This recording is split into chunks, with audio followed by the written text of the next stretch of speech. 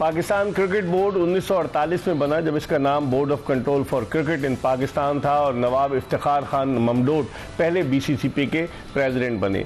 लेकिन उसके बाद मुतादिद उतार चढ़ाव आते रहे। पाकिस्तान क्रिकेट बोर्ड में तो हायरकी पे तब्दीलियाँ होती नहीं, लेकिन पाकिस्तान के डोमेस्टिक क्रिकेट के स्ट्रक्चर के साथ जो खिलवाड़ किया जाता रहा है गुज़िश्ता कई बरस से, उससे यकीनन पाकिस्तान की डोमेस्टिक क्रिकेट में स्टेबिलिटी नहीं आई है। मुस्तकिल मिजाजी की कमी है, जिसकी वजह से पाकिस्तान डोमेस्टिक लेवल पर उस तरह की परफॉर्मेंस पेश नहीं कर सका। अब एक नया पेंडोरा बॉक्स खुला है और 4 साल में चौथी मरतबा डोमेस्टिक स्ट्रक्चर को तब्दील किया गया और अब ये कहा गया है कि जो कायद-ए-आज़म ट्रॉफी है, जो पाकिस्तान का प्रीमियर टूर्नामेंट है, फर्स्ट क्लास टूर्नामेंट है, उसमें रीजन्स की 8 टीमें हिस्सा लेंगी। 6 टीमें तो वही हैं जिन्होंने गुज़िश्ता बरस टूर्नामेंट में हिस्सा लिया था और टॉप 6 टीम्स में आई, और फिर 2 टीमें जो होंगी वो अगस्त में हनीफ मोहम्मद ट्रॉफी जो होगी ग्रेड 2, उसमें जो टीमें फाइनल में पहुंचेंगी वो 2 टीमें जो है वो फर्स्ट क्लास के उन 6 टीमों को ज्वाइन करेंगी, गोया 8 टीमें होंगी। पिछली दफ़ा 18 रीजन्स की टीमें थीं, उससे पहले भी 8-10 टीमें थीं। समझ में नहीं आता कि इसमें मुस्तकिल मिजाजी की कमी क्यों है। बहुत सारे ऐसे सवालात हैं जिनके जवाबात आज के शो में जानने की कोशिश करेंगे। हमारे साथ स्टूडियोज में मौजूद हैं पाकिस्तान क्रिकेट बोर्ड की बोर्ड ऑफ गवर्नर्स के साबिक रुकन, कराची रीजनल क्रिकेट एसोसिएशन के साबिक सदर प्रोफेसर एजाज फारूकी साहब। प्रोफेसर एजाज फारूकी साहब किसी तारुफ के मोहताज नहीं है और प्रोफेसर एजाज फारूकी साहब कराची में क्रिकेट के फ़रोग के हवाले से जो किरदार अदा करते रहे वो किसी से ढका छुपा नहीं है। चाहे वो स्पॉन्सरशिप हो, चाहे क्लबों की सरपरस्ती हो, चाहे मुख्तलिफ टूर्नामेंट्स का इनेकाद हो, इन्होंने हर लम्हे पर कराची की क्रिकेट के लिए काम किया है। और जब ये बोर्ड ऑफ गवर्नर्स में थे तो वहाँ भी ये आवाज़ उठाते रहे, लेकिन इनकी आवाज़ जो थी वो सहरा में तूती की सदा साबित होती थी और उस पर कोई अमल दरामद नहीं होता था। इस मरतबा भी जो बोर्ड ऑफ गवर्नर्स की मीटिंग थी, नदीम उमर साहब ने आवाज़ बुलंद की, लेकिन कोई फ़ायदा नहीं हुआ।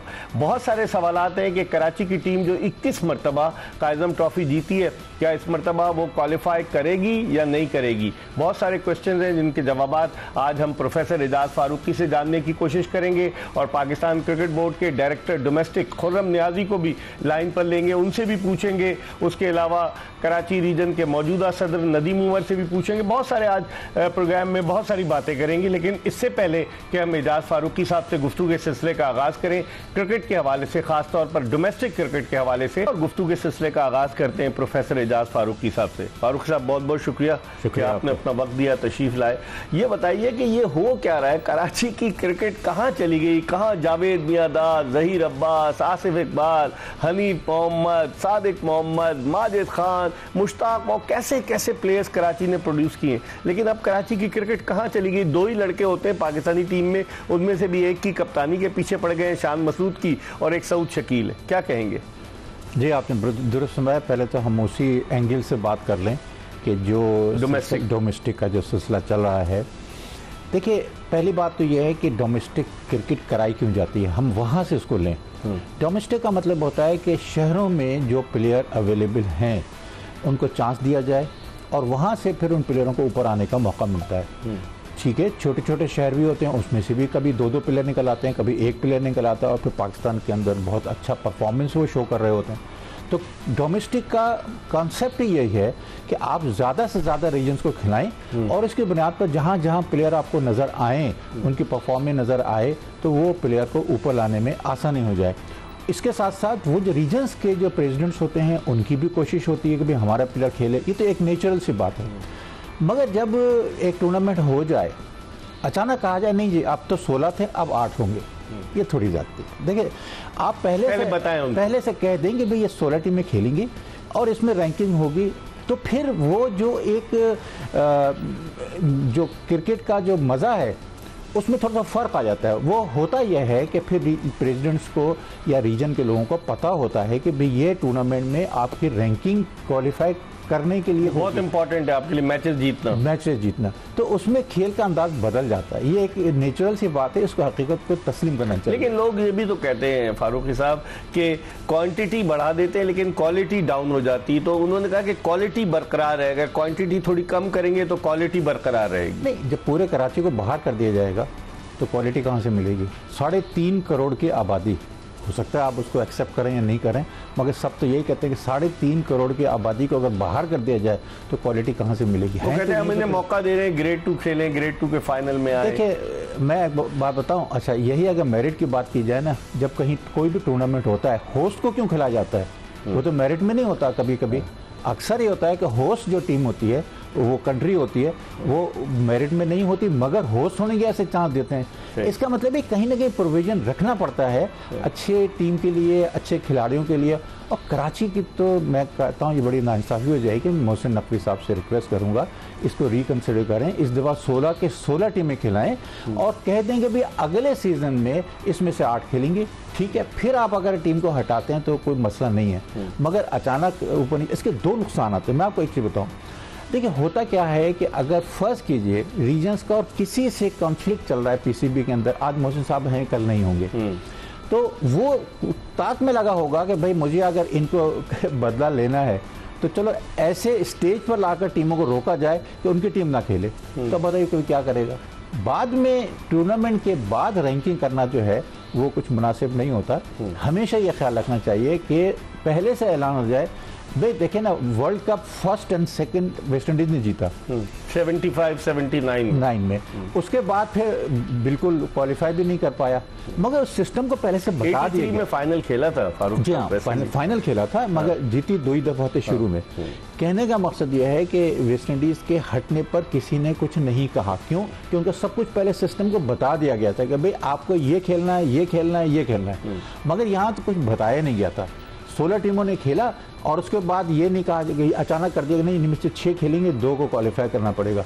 तो ये सिर्फ कराची के साथ नहीं, पूरे पाकिस्तान के साथ नाइंसाफी हो जाती है। कराची के साथ जब भी कोई नाइंसाफी होगी तो वो फिर कराची नहीं, मैं समझता हूँ पूरे पाकिस्तान, क्योंकि यहाँ के बहुत से खिलाड़ी ऐसे हैं जो यहीं से खेले हैं, तरक्की की है, दूसरी जगहों पर भी उन्होंने खुद को रजिस्टर कराया है, उसमें बहुत से नाम ऐसे हैं आपको पता है। तो इसको मतलब कराची सिर्फ कराची नहीं है, कराची पूरा पाकिस्तान है। पूरी क्रिकेट जो है कराची की वो पूरे पाकिस्तान को चलाती है। चलिए ये एक बहस तलब बात है, इस पर हम मजीद बात करेंगे, लेकिन इस वक्त हमें ज्वाइन किया है पाकिस्तान क्रिकेट बोर्ड के डायरेक्टर डोमेस्टिक खुर्रम अब्दुल्ला नियाजी ने। और खुर्रम नियाजी साहब खुद भी फर्स्ट क्लास क्रिकेट खेल चुके हैं। एक ज़माने में जब सूबाई एसोसिएशंस की टीमें बनी थी, जो उस वक्त तो खुर्रम नियाजी नहीं थे पीसीबी में, लेकिन उस वक्त वो लाहौर की एक टीम के साथ मुंसलिक रहे, इनका तजुर्बा रहा है। इनसे बात करते हैं। अस्सलाम वालेकुम खुर्रम नियाजी साहब। जी वालेकुम अस्सलाम। जी खुर्रम साहब मेरे साथ बैठे हुए हैं पाकिस्तान क्रिकेट बोर्ड के बोर्ड ऑफ गवर्नर्स के साबिक रुकन एजाज फारूकी साहब, जो माजी में कराची रीजन के प्रेसिडेंट थे, अब तो नदीम उमर साहब हैं। मैं आपसे सबसे पहले ये पूछना चाहूँगा कि ये ज़रूरत क्यों पेश आई कि आप टीमों की तादाद को कम करके 8 टीमें करें। बाज़ लोग ये इतराज़ कर रहे हैं खुर्रम के पाकिस्तान क्रिकेट बोर्ड अगर उन्हें पिछले बताता शुरू होने से पहले, तो फिर शायद टीमें जिद्दोजहद करती कि भाई हमें टॉप 8 में आना है, टॉप 6 में आना है, वरना हमारे लिए मुश्किल हो जाएगा। तो ये जरूरत पेश क्यों आई? इकबाल भी आपने बड़ी जबरदस्त बात कर दी, बातों में बात भी आपने कर दी। मैं पहले तो आपके सवाल का जवाब दूंगा, फिर इसके बाद चलूंगा। देखिए जैसे कि आपको पता है रिस्ट्रक्चर्ड डोमेस्टिक कमेटी एक बनी, उसमें पहले इनिशियली 5 लोग थे, इनिशियली डिस्कशन हुई, उसके बाद 15 लोग उसमें आए, जिसमें 15 पार्टिसिपेंट में से 6 या 7 जो है हमारे प्रेसिडेंट थे, इंक्लूडिंग बोर्ड ऑफ बीओजी के हमारे 4 मेंबर्स। और उसमें इस सारी डिस्कशन हुई, सारे मॉडल को डिस्कस किया गया। एक्चुअली जो है रिफॉर्म्स कमेटी का, स्ट्रक्चरिंग कमेटी का मकसद था कि इसको रीजन्स को कितने होना चाहिए, कम होना चाहिए, ज्यादा होना चाहिए, और किस सिस्टम की तरफ बैठना है। वहाँ पे सारे जितने भी हम मॉडल वहाँ भी डिस्कस करते हैं, हम भी डिस्कशन करते हैं, सारे डिस्कस हुए। अल्टीमेटली ये डिसाइड हुआ कि हमने 16 रीजन 18 टीम के साथ ही चलना है। और बिल्कुल हमारा जो है, जिसका हम अगर 23 में देखें तो फिर भी 18 टीमें खेल रही थी, 24 में भी 18 टीमें खेल रही थी। पीछे अगर 2018 में आप जाए, वो प्रेसिडेंट ट्रॉफी ग्रेड 1 ग्रेड 2 के नाम पे वहाँ पे भी 18 टीम थी। और उससे पीछे आप हर साल चलते थे 2014 तक। अगर आप सारा मशला आपका मुझसे ज्यादा जो है वर्किंग है, लेकिन आप इतना भी देखें तो सारा चल रही थी। तो हमने सबने जो एक जो पूरी कमेटी ने डिसाइड किया कि थोड़ा सा अभी क्योंकि रीजन जब एक जगह इकट्ठी खेलती है रिलैक्स हो जाती है। प्रमोशन और रेलीगेशन सेक्शन में ये है कि हर रीजन मेहनत करती है, कोई रीजन ऊपर जाने की मेहनत करती है, कोई रीजन सर्वाइव करने की मेहनत करते हैं। इससे एक कंपटीशन बढ़ेगा और आपको कंपटीशन बढ़ने से क्रिकेट बेहतर होगी, क्वालिटी बेहतर होगी। तो हम क्वांटिटी को भी डिस्टर्ब नहीं करना चाह रहे थे और क्वालिटी को। एक अहम चीज थी कि अब हनीफ अहमद ट्रॉफी जो है और काजन ट्रॉफी में पहले बहुत फर्क था, लेकिन अब छोटे क्रिकेट है और उनके टॉप परफॉर्मेंस जो है काजन ट्रॉफी में गेस्ट प्लेयर खेलेंगे, डिपार्टमेंट्स के लिए कंपल्सरी होगा खिलाना, और उसके बाद वो डोमेस्टिक कॉन्ट्रैक्ट का भी हिस्सा होंगे। मीन्स किसी भी रीजन का कोई भी बच्चा, ये हमारी 18 के 18 टीम्स का 16 रीजन्स का जो प्लेयर डिलीवर करेगा आपको उसको पीसीबी के सिस्टम पे होगा। ठीक है। अब ये नहीं होगा कि हनीफ अहमद ट्रॉफी का प्लेयर जो है उसको डोमेस्टिक कॉन्ट्रैक्ट नहीं है, सिलेक्शन के लिए अवेलेबल नहीं है, वो इंफीरियर क्रिकेट है, ऐसी चीज नहीं। लेकिन एक चीज आपने कही कि जिसमें बोर्ड ऑफ गवर्नेंस के रुकन भी थे। आम तासुर यही है खुर्रम नियाज़ी साहब के बोर्ड ऑफ गवर्नेंस के जो अरकान है उनमें कितने लोग क्रिकेट खेलें, और उनमें से भी कुछ लोगों का ज़ाती मफाद होता है, उस जानिब में जाना नहीं चाहता। जो आपने 6 रीजन्स रखे हैं जो कि टॉप 6 में आ रहे थे, आप नहीं समझते कराची, फैसलाबाद, मुल्तान, रावलपिंडी, ये सारे ऐसे रीजन्स हैं कि जहां से पाकिस्तान क्रिकेट को बहुत सारे खिलाड़ी मिले, तो उनके साथ इस तरह से ज्यादती नहीं हुई। और बाज़ लोगों का ये नज़रिया है कि आप पहले से बता देते टूर्नामेंट शुरू होने से पहले कि जी हम टीमों की तादाद कम करने जा रहे हैं, जो टॉप 6 में होंगी वही टीमें होंगी, बाकी 2 टीमें हनीफ मोहम्मद ट्रॉफीज आएंगी, तो फिर टीमें ज़्यादा जोर लगाकर खेलती। कराची की एग्जाम्पल ले लें, शुरू के मैचेस में शान मसूद और सऊद शकील नहीं खेले, तो आप समझते हैं कि ये पहले बताना चाहिए था या मुनासिब था ये? और बोर्ड ऑफ गवर्नेंस के जो लोग हैं, सुम्मुन बुकमुन उमयुन जो है, वो बैठे रहते हैं, वो तो अपनी अप्रूवल दे ही देते हैं जो भी आप लोग चाहेंगे। अच्छा, एक बात इस पे मैं बिल्कुल अर्ज करता हूँ कि एक्चुअली जो है इसमें आपने जितना भी सिनेरियो किया, अगर आप कराची की स्पेसिफिकली बात करें, मैं पहले भी कह चुका हूँ कि बिल्कुल कराची की क्रिकेट नंबर 1 क्रिकेट है और अल्टीमेटली जो है वी आर वेरी होपफुल कि 2 टीमों में इंशाल्लाह आ जाएंगी। लेकिन हमारा ये है कि कराची हो, हमारा फैसलाबाद साहब मुल्तान में का, इवन अभी हैदराबाद ने जिसने बेहतर फिनिश किया कराची की दोनों टीमों से, उन्होंने भी बड़ी ड्रेसअप ले दिया हमें। कोयटा से हमें सीबुला मिले, वहाँ पे डीम डिमानी में भी क्रिकेट बेहतर हो रही है। एजे के से भी हमें इंटरनेशनल प्लेयर आपके सामने मुसलमान भी अभी जो सिलेक्ट हुए।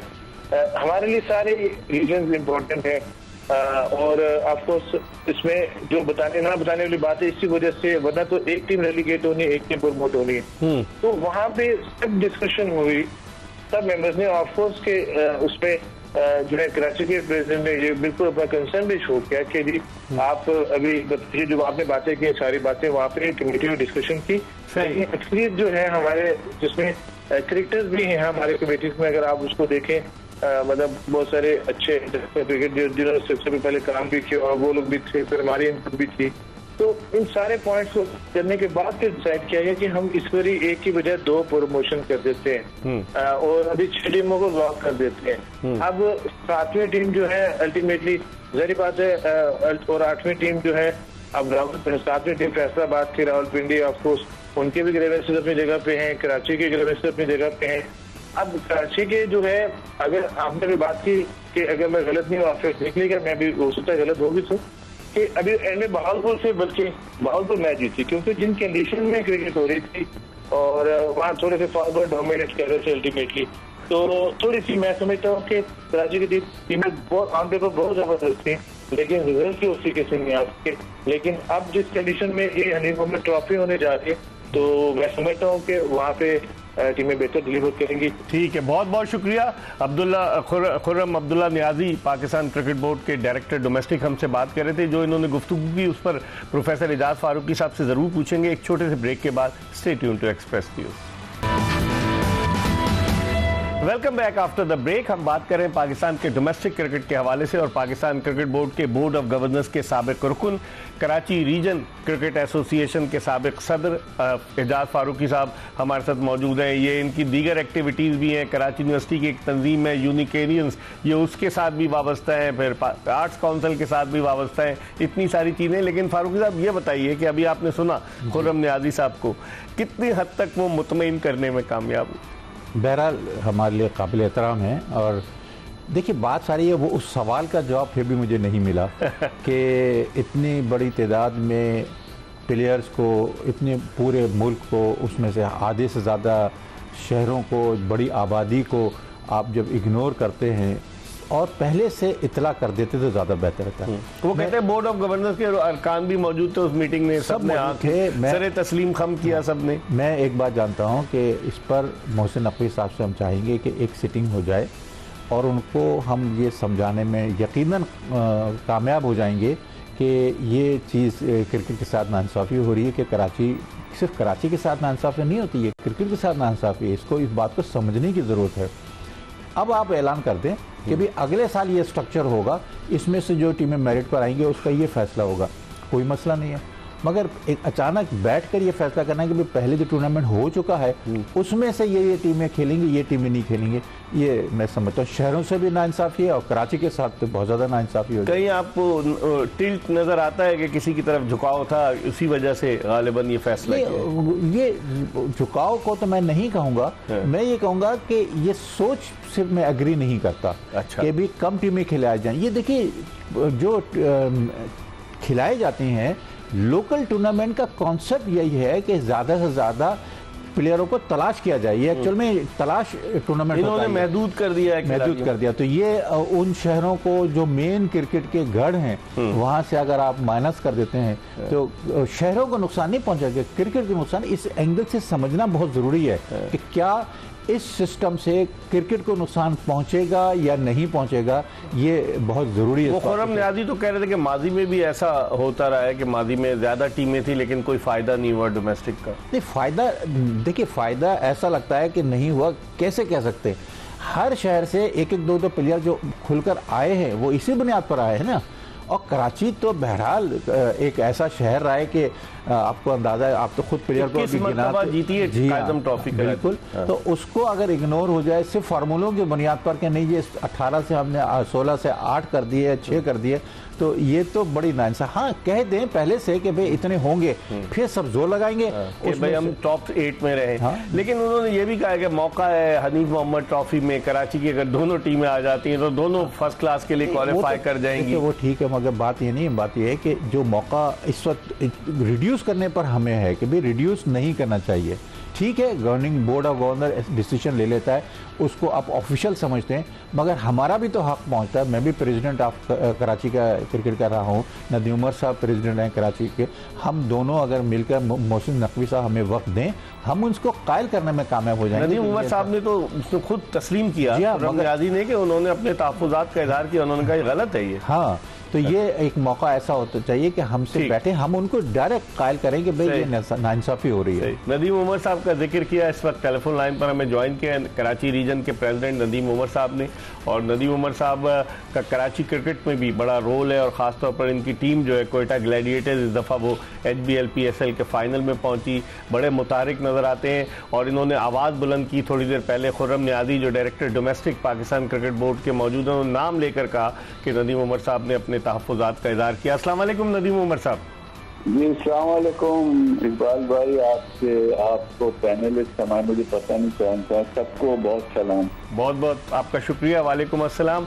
नदीम भाई, अभी थोड़ी देर पहले हमने उनसे पूछा खुर्रम साहब से कि भाई अचानक कहाँ से ये फैसला आ गया। उन्होंने कहा जी बोर्ड ऑफ गवर्नर्स के लोग भी मौजूद थे उस मीटिंग में और ये फैसला हुआ। उन्होंने कहा कि नदीम उमर साहब ने एतराज़ किया। आप समझते हैं कि जो खिलवाड़ हो रहा है क्रिकेट के साथ, अब आप कराची तो क्रिकेट की नर्सरी कही जाती थी, तो अब उसकी कोई भी टीम नहीं होगी 21 मरतबा ट्रॉफी जीतने वाली, आपने जो एतराज उठाया तो बाकी लोगों ने आपका साथ नहीं दिया नदीम भाई?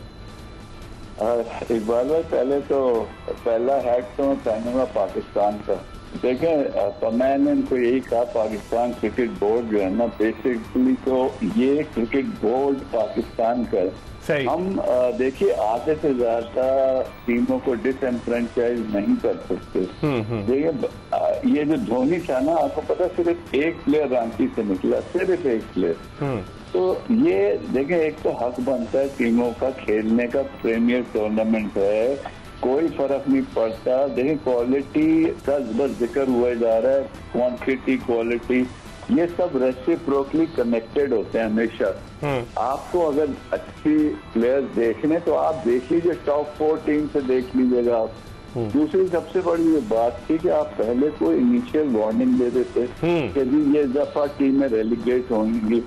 नंबर 3, टीमें आप सिलेक्ट आप कर रहे हैं, आपके कोचेज इंटरफेयर कर रहे हैं किस पोजीशन पे कौन खेलेगा, कौन हमारे कितने सारे प्लेयर्स। अब ये हिस्ट्री हो गई, उसको रिपीट करता ये भी लगता है कि मेन प्लेयर्स आप खेलने नहीं दिए, बाकी प्लेयर्स आपने एडजस्ट कर दिए, इधर उधर के बैलेंस करना चाह रहे हैं। मैं कहा चलो इन गुड फेथ वो भी सही था आपका एग्जाम कि चलो सबको जो है ना बराबर करके कुछ उनको जो प्लेयर नहीं, लेकिन 2 प्लेयर लेके आप जो हमारे पास नहीं खेलते। मीर हमजा तो हमारा इंटेग्रल पार्ट था, सऊद शकील इंटेग्रल पार्ट था। अच्छा, दूसरी बात, पिछले साल हम हर चीज जीते। ये कानून अगर आप पिछली दफा लागू कर देते तो दोनों टीमें आ जाती हैं। समझ में आता है। तो बात ये है कि आप एक साल में कैसे वो टीम को 21 दफा टूर्नामेंट जीती, वो अचानक खराब हो गई और बाहर हो गई। तो मैं एक तो कराची का मुकदमा तो लड़ ही रहे हैं, बट ओवरऑल पूरे पाकिस्तान का ही मुकदमा होना चाहिए कि आप ये करें। देखें, हम पहले टीम एक दफा पिछले 4 साल 5 साल पहले ये तजवीज आई और 6 टीमें कर दी, पूरे डिफरेंस बैठ गए पाकिस्तान क्रिकेट। मेरा ख्याल से उस दिन से बस सफा हो गई। इस पे ये बहुत बड़ा बड़ा वैलिड क्वेश्चन है। आप हमारे साथ रहिएगा, हम एक ब्रेक की तरफ बढ़े। प्रोफेसर एजाज फारूकी साहब भी हमारे साथ मौजूद है। थोड़ी देर पहले ये कह रहे थे कि इस हवाले से बात करनी चाहिए पीसीबी के चेयरमैन से, वो भी नदीम उमर साहब से पूछेंगे कि कोई राब्ता हुआ। कराची आए थे गुज़िश्ता मोहसिन नकवी साहब, तो उन्होंने कहा कि इस मामले को देख रहा हूँ, अभी तक कोई हल सामने नहीं आया। हम एक ब्रेक ले रहे हैं और ब्रेक के बाद नदीम उमर साहब हमारे साथ मौजूद हैं, उनसे बात करेंगे और प्रोफेसर एजाज फारूकी स्टूडियोज में मौजूद है। ब्रेक के बाद दोबारा आपको ज्वाइन करेंगे। Welcome back after the break. आप देख रहे हैं एक्सप्रेस स्पोर्ट्स पेज। मेरे साथ मौजूद हैं पाकिस्तान क्रिकेट बोर्ड के बोर्ड ऑफ गवर्नर्स के साबिक रुकन प्रोफेसर एजाज फारूकी साहब, और टेलीफोन लाइन पर हमें ज्वाइन किया है पाकिस्तान क्रिकेट बोर्ड के बोर्ड ऑफ गवर्नर्स के रुकन भी हैं नदीम उमर साहब, कराची रीजन के प्रेसिडेंट भी हैं। इनसे हम बात कर रहे थे। थोड़ी सी नदीम साहब से पूछते हैं, फिर एजाज फारूकी साहब का इनपुट लेंगे। नदीम भाई, ये बताएं कि अब अगर इस तरह की सूरत हाल हुई तो सिंध और बलूचिस्तान, ये तो इनके तो खिलाड़ी नहीं आएंगे क्रिकेट में, फर्स्ट क्लास क्रिकेट में ये इनकी टीमें नहीं होंगी, तो फिर क्या होगा? सिर्फ क्या 2 सूबों पर आप पूरे पाकिस्तान की बात कर रहे हैं, तो क्या सिर्फ पंजाब और केपीके से क्रिकेट होगी? और जो टीम बनेगी क्या वो पाकिस्तान की टीम बनेगी या केपीके और पंजाब की टीम बनेगी? इकबाल भाई, आपको पता है मैं कभी भी पाकिस्तान में मतलब कराची लाहौर ये जो सियासत होती है इसके हक में नहीं था, कभी भी ना हूँ जी। आप देखें हमारे पास हमारे क्लब में जब भी खेलते थे हम लड़के बाहर से भी लाते थे, खिलाते थे। आज से नहीं, ये हम 30 साल से कर रहे हैं। सही। तो ये जो है ना कि नॉर्थ वर्सेस साउथ, ये होना ही नहीं चाहिए नंबर 1 पर। अच्छा। तो ये इसी का मैं हल ये बता रहा था। मोहसिन साहब से भी हमारी, जैसा आप बता रहे थे, उनको लेटर भी लिखा है, उन्होंने एक इंटरव्यू भी दिया कि कराची की टीम खेलेगी। बट ये कराची का मुकदमा अकेला नहीं है, ये पूरे पाकिस्तान एक चीज है जो हम सबको जोड़ के रखती है। या तो जंग हो जाए तो एक हो जाते हैं, या क्रिकेट हो जाए। सही। तो एक ऐसी चीज है जिसमें पूरा मुल्क जोड़ता है। तो उसमें अगर 7-8 टीमें अलग से खेल रहे तो आई थिंक कोई बुरी बात नहीं है। ये कहना कि भी नहीं मिलता टैलेंट जब तक कंपटीशन, आप यकीन करें हमारी टीम खेली जिसमें 2 वॉश आउट हैं, 2 वॉश आउट हैं, 2 जीते हैं, उस पर भी टीम बाहर हो। सही। तो ये आप कंडीशन देखें, कहाँ लड़के खेले, कैसे खेले, ये भी तो आप चेक करें। लेकिन ये आर्बिट्रेरली आप किसी को ऐसे नहीं निकाल सकते। ये मेरा कहने का मकसद था। आप इस साल नोटिस दे देते कि भाई नेक्स्ट ईयर से हम ये करेंगे, आप अच्छा खेलें और बोर्ड की कोई इंटरफेरेंस नहीं होगी। आप टीम आपकी ब्लैक एंड व्हाइट जैसे भी करे, अच्छा करे बुरा करे, हमारी जिम्मेदारी है ना। सही। तो ये एक हमारा ये था कि आप इस दफा वार्निंग दें, वही आप 18 टीमें खिलाएं और उनमें से आप इनको लड़ने दें आपस में, और आप देखें फिर नतीजे। आखिरी सवाल नदीम भाई, जो सेलेक्टर्स आते हैं उनका क्या ताल्लुक होता है? जैसे बाहर से सेलेक्टर्स आकर टीमें सेलेक्ट करते हैं, कोचेस भी वही हैं। मैं कराची के अलावा दीगर रीजन्स की भी बात कर रहा हूँ, तो आप नहीं समझते कि ये गलत है कि इस तरह से अगर बाहर के लोग आकर टीमें सेलेक्ट करेंगे, जो वहाँ के मकामी लोग होंगे वो ज्यादा जानेंगे प्लेयर्स को या बाहर के लोग? हाँ, उनका देखें, उनका दो एतराज़ात है कि फेवरेटिज्म होती है। अच्छा, फेवरेटिज्म होती है तो जैसे मैं आपको फिर वही कोयटा की मिसाल दूंगा कि भाई मैं कोयटा हार जाएंगे अगर आप सही लड़के नहीं खिलाएंगे, तो ये तो हमारा काम है, हमें पता है पाकिस्तान PSL के जो करता धरता है वो तो हम इंस्ट्रक्शन नहीं दे सकते कि आप इस हसन नवाज को ओपन ही कराएं क्योंकि पाकिस्तान का ओपनर है। तो वो हमारा प्रेरोगेटिव है, हम अच्छा करें बुरा करें, हम बिके में हम कैसे भी हैं, बट टीम तो हमारी है, आपका ताल्लुक होना ही नहीं चाहिए। आपके बहुत काम है। आई थिंक खुर्रम भाई ने भी बहुत मेहनत करी, सब मेहनत करते हैं, दिन रात भाग दौड़ करते हैं, बट आई थिंक इसको सिस्टम को हर दफा चेंज करके एक फिर पूरे मुल्क में वबाल आ जाता है। इससे बचने के लिए बेस्ट चीज यही है कि आप वो काम करें जो सबके लिए एक्सेप्टेबल है। ठीक है, ठीक है। नदीम भाई आपका बहुत बहुत शुक्रिया। नदीम उमर साहब से हम बात कर रहे थे। फारूक साहब, आपकी वही बात को वो आगे लेके जा रहे थे कि भाई जरूरत क्या थी, इतनी टीमें जो है अगर थी तो इस दफा रहने देते, अगली दफा आप पहले से नोटिस देते, जो आपकी बात है उसी को सेकंड कर रहे थे। बिल्कुल सही। अच्छा, मैं थोड़ा सा और भी आपको बताता हूँ कि मेरा दौर था 3.5 साल का, उसमें T20 में दोनों टीमें हमारी फाइनल में पहुंची, कराची की। अंडर 19 में वनडे में भी दोनों टीमें फाइनल में पहुंची और 3 डे में भी दोनों टीमें फाइनल में पहुंची। अंडर 17 में दोनों टीमें हमारी फाइनल में पहुंची। देखिए, ये एक रिकॉर्ड होता है और सब कोशिश करते हैं, टैलेंट तो होगा जिसकी वजह से तभी तो पहुंचे ना, मगर उस टैलेंट को किसी फॉर्मूले की बुनियाद पर कि भाई नहीं ये थोड़ी सी नाइंसाफी हुई है, और मैं तो यही कहूँगा PCB से उसकी रिवाइव करें। कभी कभी गलतियां हो जाती हैं और उसको, ये PCB तो हमारा ही है, पाकिस्तान का है ना, इतना बड़ा पाकिस्तान क्रिकेट बोर्ड लगा हुआ, तो पाकिस्तान के क्रिकेट को जब नुकसान कोई पहुंचेगा तो उससे बेहतर ये है कि हम सब मिलकर उसको बेहतरी करें। ठीक है, ये फैसला पाकिस्तान क्रिकेट बोर्ड की गवर्निंग बॉडी का, हम भी उसको एक्सेप्ट करें, मगर वही गवर्निंग बॉडी से आप उसको फिर से अप्रूवल ले सकते हैं कि नहीं भाई 16 की 16 टीमें खेलें, अगली दफे के लिए आप अनाउंसमेंट कर दें कि टीमें पहले से तैयार हो, फिर उसी हिसाब से प्लानिंग होगी। जब पता हो कि हम अगले साल खेलेंगे ही खेलेंगे, तो उसमें खेल में फर्क होता है, खिलाड़ियों के उसमें शामिल करने में फर्क होता है। नदीम उमर साहब तो कहे 2 मैच जीते, 2 वॉश आउट हो गए और फिर उसके बाद टीम बाहर हो गई। यही जाते हुए ना, तो थोड़ा सा नहीं होना चाहिए, इसलिए इजाला किया जाए। और इंशाल्लाह आप देखिएगा कि अगर इसको उस एंगल से रखा जाएगा तो हमें मौका कराची को मिलेगा। वो चाहे मैं हूँ चाहे नदीम उमर साहब को, हम तो सब क्रिकेट है, क्रिकेट से जब क्रिकेट है तो हम लोग हैं, और अगर क्रिकेट ही साफ हो जाएगी तो फिर वैल्यू खत्म हो जाएगी उसकी। सही कह रहे हैं। प्रोफेसर एजाज फारूकी साहब हमारे साथ मौजूद है। इस वक्त हम एक ब्रेक की तरफ बढ़ रहे हैं और ब्रेक के बाद जल्दी दोबारा आपको ज्वाइन करेंगे। प्रोग्राम का आखिरी ब्रेक है, कहीं जाएगा नहीं। Stay tuned to Express news.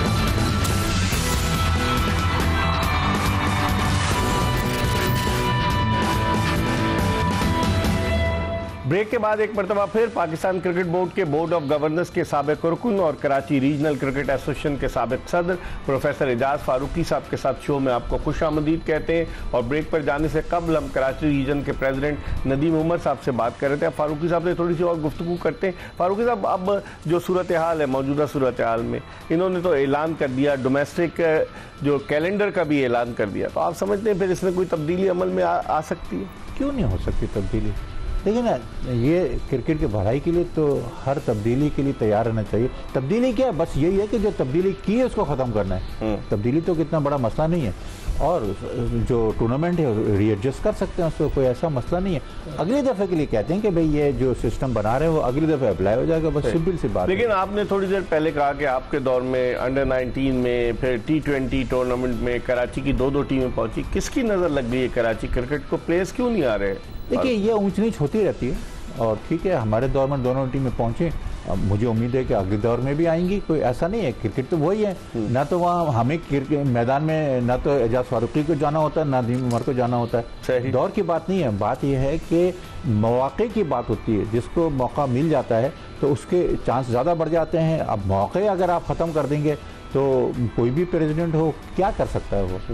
इस वक्त टेलीफोन लाइन पर हमें ज्वाइन किया senior sports anchor, sports journalist Hafiz Mohammad Imran ने। चंद मिनट प्रोग्राम के बाकी रह गए, हाफिज इमरान से इनकी राय पूछते हैं। इमरान, बहुत बहुत शुक्रिया आपका। ये बताएं कि ये जो खिलवाड़ हो रहा है पाकिस्तान के डोमेस्टिक क्रिकेट के साथ, हर साल एक तब्दीली होती है, इस मरतबा भी बड़ा शोर मचा। मेरे साथ प्रोफेसर एजाज फारूकी मौजूद हैं। मैंने खुर्रम नियाजी को, जो डायरेक्टर डोमेस्टिक है, उनसे फ़ोन पर बात की, नदीम उमर साहब से बात की। आप एज अ जर्नलिस्ट इसको किस निगाह से देखते हैं?